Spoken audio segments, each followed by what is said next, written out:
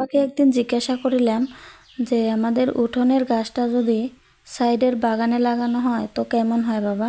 তখন বাবা উত্তর দিল, আরে মা, এটা তো 5-6 বছর পুরানা গাছ। এই গাছটা যদি এখান থেকে নিয়ে আমি বাগানে লাগাই তো এই গাছটা তো মরে যাবে, ওখানে সে মানিয়ে নিতে পারবে না। তখন বাবাকে আমি বললাম, বাবা, আমি তো তোমার সেই 23 বছর পুরনো মেয়ে, আমি কি করে এত সহজে অন্যের বাড়ি যেয়ে মানিয়ে নিতে পারবো? কিন্তু তারপরেও জানি না, আমি অনেক চেষ্টা করি। বিয়ের প্রথম দিন থেকেই আমার শ্বশুর শাশুড়ি, আমার শ্বশুরবাড়ির লোকজন কেমন জানি অন্য ধরনের করে আমার সাথে ব্যবহার করে। আমি জানি না, হয়তো আপনারা বুঝতে পারবেন যে আমি হয়তো লাভ ম্যারেজ করেছি। না, আমি এটা কোনো লাভ ম্যারেজ করি নাই। আমার শ্বশুর শাশুড়ি, শ্বশুরবাড়ির লোকজন এসে দেখে শুনে আমাকে পারিবারিকভাবে তারা বউ করে নিয়ে গেছে। কিন্তু জানি না তারপরেও কেন জানি ওনারা সবসময় আমার সাথে অনেক খারাপ ব্যবহার করে। আর তার মধ্যে আমার স্বামী মানুষটা অনেক ভালো। আর উনি যদি হয়তো আমার সাথে ওই ধরনের খারাপ ব্যবহার করতো, হয়তো আমি আর এই পৃথিবীতে থাকাই হতো না। কিন্তু আলহামদুলিল্লাহ, উনি অনেক ভালো মনের মানুষ। কিন্তু আমার শ্বশুরবাড়ির লোকজন আমার সাথে খারাপ ব্যবহার করার অন্যতম কারণ হলো আমার স্বামী কেন আমাকে আদর করে, আমার স্বামী কেন আমার কথাই চলে।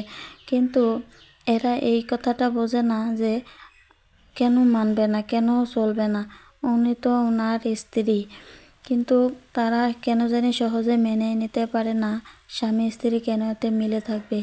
আমি হয়তো অন্য জায়গায় কোনোদিনও দেখি নাই যে স্বামী স্ত্রী মিলে থাকাটা এমনটা পছন্দ করে না, কিন্তু হয়তো আমার শ্বশুরবাড়িতে প্রথম দেখেছি। আমার অনেক খারাপ লাগে, কিন্তু আমার স্বামী আমাকে ওনাদের থেকে একটু আলাদা করে নিয়ে আসে, পরে বুঝতে পারে আমাকে অনেক অনেক অত্যাচার করে, অনেক করে। কিন্তু আমি তাদের অত্যাচার আমার স্বামীর কাছে না বললেও উনি কিন্তু সহজেই বুঝতে পারে, তাই আমাকে ওনাদের থেকে একটু আলাদা রাখার চেষ্টা করে। কিন্তু তারা এতটাই অমানবিক যে তারা আমাদেরকে দুইজনেকে অনেক করে। আর লোকের কাছে আমাদের নামে এত এত দুর্নাম, এত এত খারাপ বদনাম করেছে যা বলার বাহিরে। জানি না এমন কার ভাগ্য আছে। শ্বশুরবাড়ির লোকজন ভালো হলে হয়তো ভাগ্যটা কতই না ভালো হয়। আমার কপালে হয়তো এইসব নাই, তাই আমি পাই নাই। কিন্তু আলহামদুলিল্লাহ, আপনারা সবাই দোয়া করবেন। আমার স্বামী কিন্তু অনেক ভালো মনের মানুষ। এই গল্পটা আমি ফেসবুকে এক এক দিদির গল্প আমি পড়েছি, কিন্তু গল্পটা কিছুটা আমার সাথে মিলে গেছে, তাই একটু আপনাদের সাথে শেয়ার করলাম। গল্পটা কেমন লাগলো, ভালো লাগলে জানাবেন। আমি হয়তো এমনভাবে বলতে পারলাম না, কিন্তু গল্পটা কিন্তু আমার কাছে অনেক ভালো লাগছে। ভালো থাকবেন।